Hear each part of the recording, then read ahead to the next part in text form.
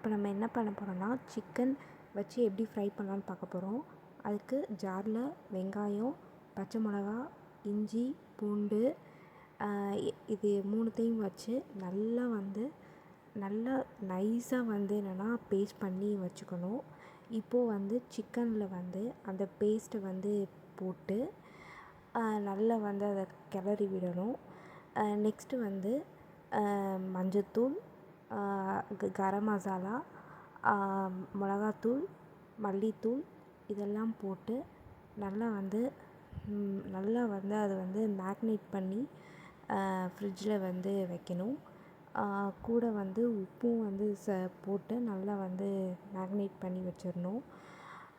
இன்றைக்கி நம்ம எதில் சிக்கனை ஃப்ரை பண்ண போகிறோம் அப்படின்னா ஏர் ஃப்ரையரில் தான் இன்றைக்கி நம்ம பண்ண போகிறோம். சும்மா ஒரு ட்ரை தான்.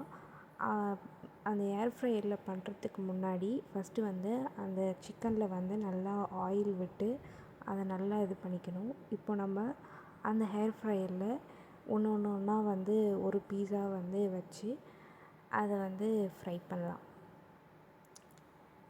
ஸோ இந்த ஏர் ஃப்ரையரில் அதில் எவ்வளோ டிகிரி செல்சியஸ் அப்படின்னு கேட்கும்.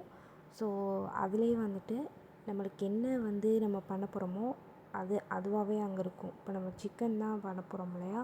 ஸோ சிக்கனை கிளிக் பண்ணிட்டோம்னா 200 டிகிரி செல்சியஸ். ஸோ அதுக்கு 18 மினிட்ஸ் நம்ம வெயிட் பண்ணணும்.